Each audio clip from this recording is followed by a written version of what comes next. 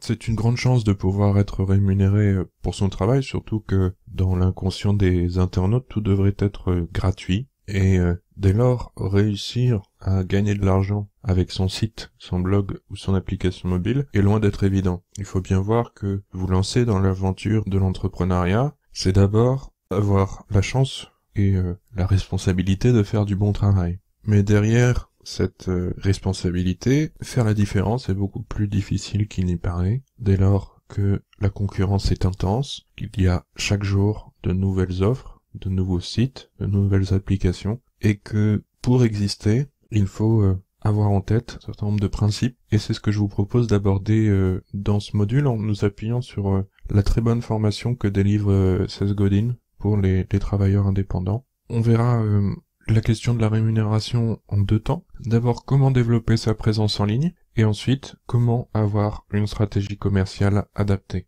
Avant de vous lancer, il faut absolument, pour avoir une stratégie de monétisation, trouver des modèles. Trouver des modèles, ça suppose de repérer dans votre industrie, mais aussi ailleurs, ce qui marche, ce qui fonctionne déjà pour d'autres. Comment d'autres que vous, des personnes plus expérimentées, des offres plus anciennes, font pour gagner de l'argent avec Internet, avec leur application ou avec leur logiciel. Ça suppose de faire de la veille, donc de se constituer un socle de sites de référence. Une fois que vous avez repéré des choses qui marchent, qui fonctionnent pour d'autres, il faut vous imaginer, vous mettre en situation pour vous dire à quoi cela ressemblerait dans votre offre. Par exemple, vous avez l'impression qu'une stratégie de contenu premium pourrait fonctionner pour votre site, eh bien voyez concrètement comment vous pouvez le mettre en œuvre. Plus vous testerez vite, plus vous pourrez abandonner rapidement des hypothèses qui ne fonctionneraient pas. Alors bien sûr, une fois que vous avez une idée de ce qui marche en termes de monétisation et de ce à quoi cela ressemblerait pour votre offre, il faut choisir un chemin. Choisir un chemin, c'est par exemple, si vous êtes un blogueur, refuser des bannières publicitaires et trouver d'autres modèles, d'autres sources de revenus que des bannières, parce que vous jugez que les bannières sont intrusives, que de toute façon les internautes sont insensibles aux bannières, que les taux de clics sont très faibles. Et enfin, nous l'avons dit, commencez à construire quelque chose. Si vous avez un site WordPress, trouvez une extension qui propose ce dont vous avez besoin. Par exemple, pour mettre en place une zone membre, je vais utiliser une extension spéciale zone membre. Pour vendre des produits digitaux en ligne, je vais utiliser une extension spécialisée. Souvent, construire ce dont vous avez besoin est beaucoup plus simple que vous ne l'imaginez. Il faut juste chercher à déconstruire le problème et à le simplifier au maximum pour tester très rapidement. Alors, à l'aune de la dernière étape que nous venons d'évoquer, vous vous rendez bien compte qu'il faut prendre le temps de bâtir ces atouts numériques. Ça passe d'abord par une stratégie de présence en ligne. Est-ce que vous allez créer un site internet avec son propre domaine? Est-ce que vous allez plutôt opter pour un simple blog? Pour faire cela, vous n'avez pas besoin d'être à temps complet sur votre projet. Vous pouvez créer votre empreinte en ligne peu à peu et voir concrètement qu'est-ce que cela peut donner. Et ainsi, aller beaucoup plus progressivement vers l'entrepreneuriat qu'en prenant une décision brutale et soudaine. Parce qu'il faudra plusieurs mois pour avoir un site bien référencé, pour attirer des visiteurs régulièrement, pour développer une présence en ligne.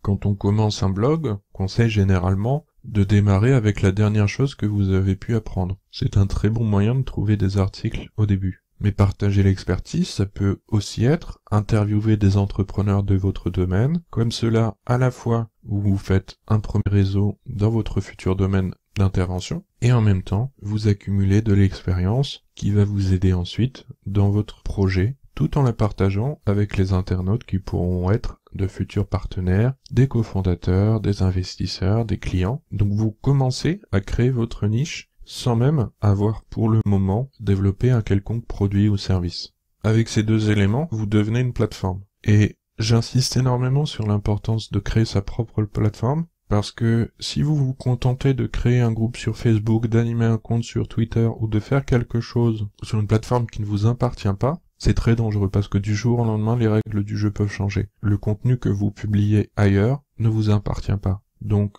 bien sûr, c'est plus lent, bien sûr, c'est plus dur de créer son propre site, de développer son propre blog, mais sur le long terme, c'est la seule stratégie qui pourra payer et c'est le seul moyen d'exister véritablement en ligne. Enfin, une fois que vous avez accumulé de l'expérience et que vous savez à peu près ce qui fonctionne en termes d'opportunités pour vous, il faut reproduire les choses qui marchent. Si par exemple, vous savez qu'en publiant une série d'articles sur tel ou tel thème, vous aurez forcément des inscriptions à votre mailing list, il faut reproduire. Vous devez penser votre tunnel de conversion comme un entonnoir et donc alimenter le sommet de l'entonnoir, nourrir votre communauté pour qu'en retour, en bas de l'entonnoir, vous ayez de nouveaux clients, des prospects, de nouveaux abonnés, de nouveaux utilisateurs. Cherchez ce qui marche et reproduisez-le dans la durée. Voyons maintenant comment avoir une stratégie commerciale adaptée. Souvent, l'entrepreneur qui démarre a tendance à dire notre produit, notre service s'adresse à tout le monde. C'est une erreur.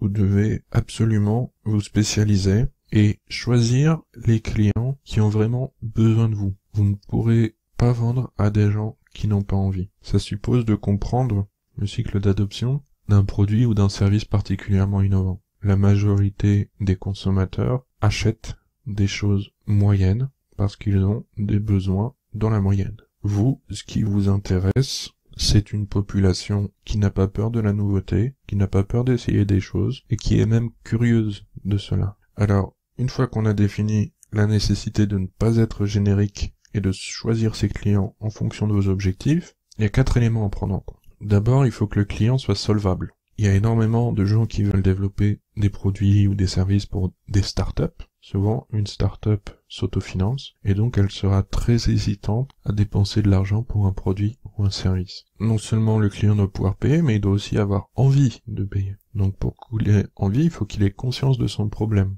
3e élément, votre solution doit être unique pour lui. Enfin, et c'est souvent la cerise sur le gâteau, le client doit avoir envie de parler de vous, c'est ce qu'on appelle la viralité, le bouche à oreille autour de votre produit ou service. Si vous choisissez un client solvable qui est conscient de son problème et que vous avez une solution unique pour lui, il y a tout lieu de penser qu'il en parlera autour de lui. Dernier aspect de l'art d'être rémunéré pour son travail, c'est de bien comprendre que c'est pas parce qu'on aime quelque chose qu'on sera payé pour le faire.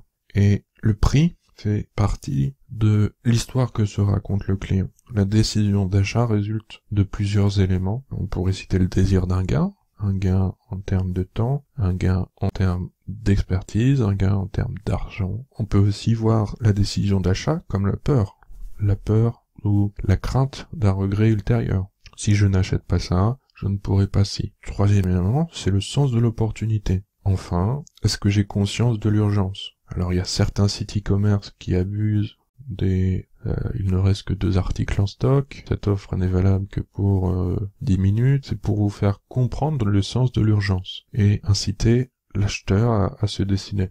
Et c'est parce que ce processus de décision d'achat est extrêmement complexe qu'il ne faut pas s'arrêter à l'argument d'un client qui vous dirait « c'est trop cher pour moi, je ne peux pas acheter ». Déjà, il ne faut pas s'inquiéter d'avoir des objections de la part du client. C'est le signe de son intérêt pour votre offre. Ensuite, il faut apprendre à aider le client à surmonter sa peur au moment d'acheter. La peur, c'est la peur d'être stupide, de s'être fait avoir. L'objection du trop cher peut déjà signifier que les bénéfices perçus de votre offre sont trop faibles par rapport au prix demandé. Donc, vous devez faire œuvre de pédagogie pour expliquer davantage les bénéfices de votre offre. Ensuite, dire « c'est trop cher pour moi », c'est aussi quelque part révéler qu'on n'a pas d'histoire à se raconter pour se convaincre d'acheter. Un bon moyen de le voir, c'est quand vous dites au client « est-ce que si je baisse mes prix, vous signez ?» Généralement, le client vous dit « ah non, attendez, il manque ci, il manque ça ».